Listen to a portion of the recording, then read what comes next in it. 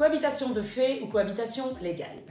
Si les deux termes apparaissent similaires en termes de prononciation, il n'en est pas de même au niveau des conséquences. Pour la situation de cohabitation de fait, comme son nom l'indique, il s'agit d'une situation de pur fait, alors que la cohabitation légale est prévue dans les dispositions du Code civil et emporte des conséquences juridiques. Nous allons examiner les deux situations, les comparer et voir la situation qui pourrait vous convenir le mieux. La cohabitation de fait est la situation de vivre ensemble. Vous cohabitez ensemble. Peu importe le nombre de personnes, peu importe avec qui vous cohabitez, peu importe la relation que vous entretenez, peu importe encore la situation et le lieu géographique dans lequel vous cohabitez. La fin de cette cohabitation est tout aussi simple. Vous décidez de ne plus cohabiter et donc vous sortez de la situation de fait. Aucune conséquence juridique n'est emportée par cette situation de fait.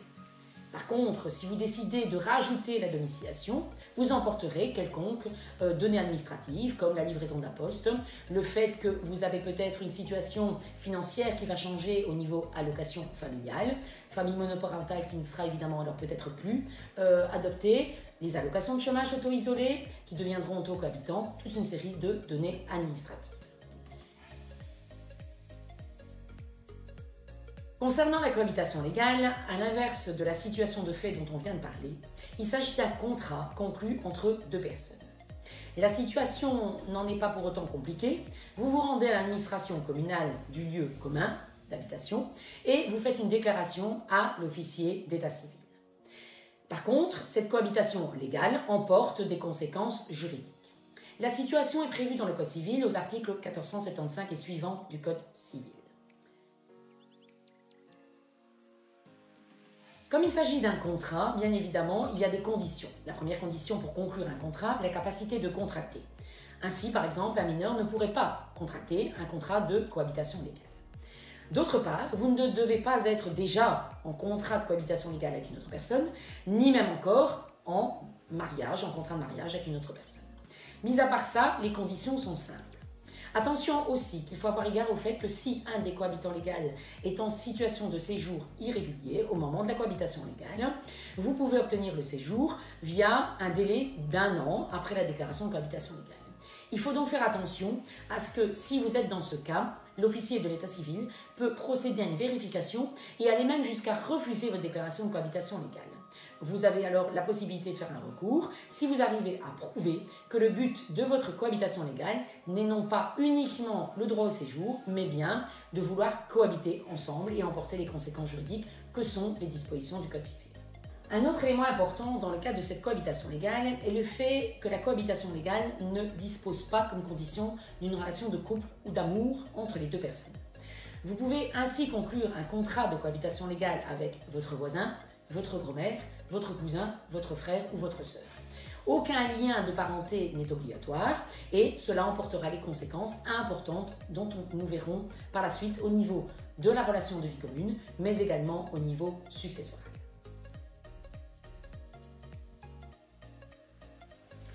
Comment rompre un contrat de cohabitation légale tout aussi simplement que vous faites la déclaration de cohabitation légale. Ainsi, vous vous rendez à deux ou tout seul à l'administration communale du lieu de résidence commune et vous déclarez que vous souhaitez rompre ce contrat. Les frais pris en charge évidemment par la personne qui fait ou les personnes qui font la décision donc, de rupture de cohabitation légale. L'officier d'état civil actera cette rupture et évidemment les conséquences en portant ce contrat termineront à la date de la rupture.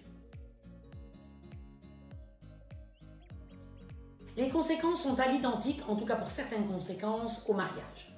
Ainsi, notamment, vous avez l'application de l'article 215 du Code civil. Les droits que vous avez dans un immeuble commun, qui est donc l'immeuble familial, emportent effectivement le fait de ne pouvoir disposer de cet immeuble tout seul. Le cohabitant légal ne pourra donc pas hypothéquer, grever ou vendre l'immeuble qui sert de logement familial. Au niveau du bail, il en est de même. Le contrat de cohabitation légale vous permet d'avoir un droit au bail dans l'immeuble familial également. Pas de rupture possible par l'un des seuls cohabitants légaux. Au niveau des charges, les charges sont réparties de manière proportionnelle entre les cohabitants légaux en fonction de leurs revenus. On est à l'identique du contrat de mariage de communauté légale. Au niveau des revenus, vous gardez vos biens, vos revenus et les revenus de vos biens propres Et au niveau des autres biens dont vous n'arriverez pas à prouver qu'ils sont propres, alors ils sont considérés présumés comme en indivision avec votre cohabitant légal.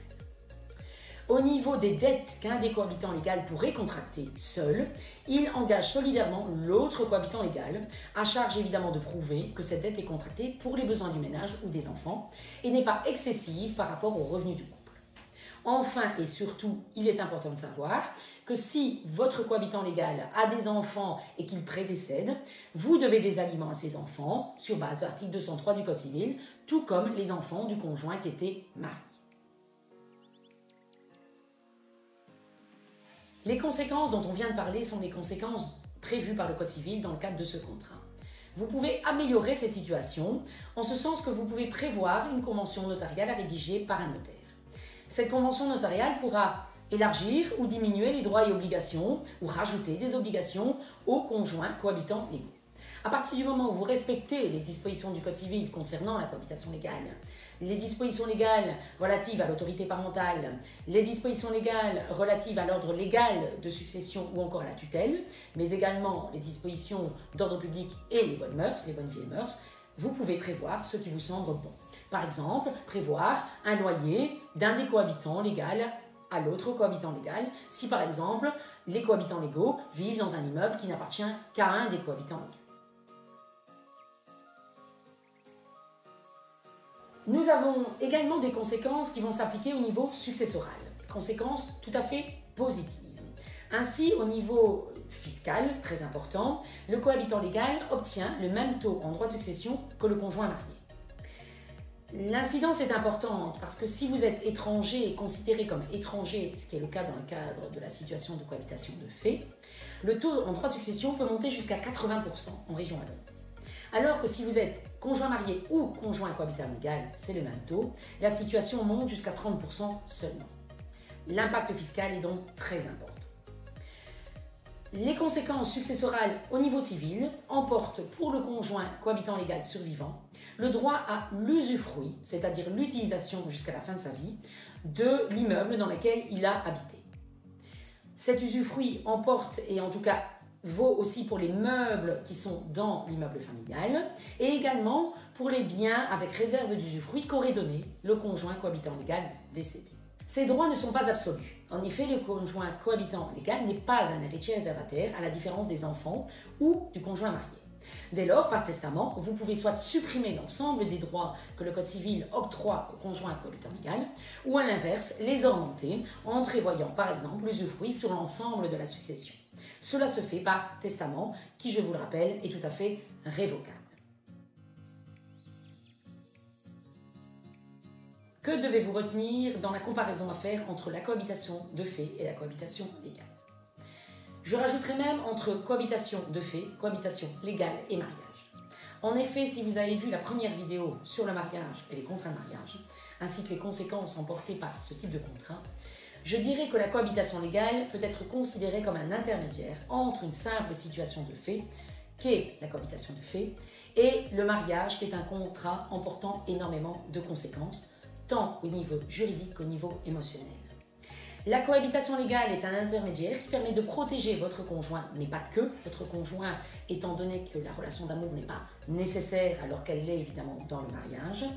Elle permet une protection, mais évidemment aussi une certaine obligation et droits qui sont prévus par le Code civil. N'oubliez pas non plus que vous pouvez rédiger non pas une convention matrimoniale, mais une convention notariale qui peut permettre un élargissement ou une réduction des droits et obligations de chacun dans le cadre de cette cohabitation légale. L'aspect successoral n'est pas des moindres non plus, aspect successoral qui peut être également revu dans le cadre d'un testament. Si l'entrée et la sortie de la cohabitation légale est assez simple et la démarche se fait à l'administration communale, reste à modéliser votre contrat. Pour ce faire, je vous invite fortement à vous faire conseiller utilement par un conseiller en planification patrimoniale qui pourra répondre à vos objectifs et rencontrer vos besoins, convention que vous pourrez alors par la suite déposer chez le notaire.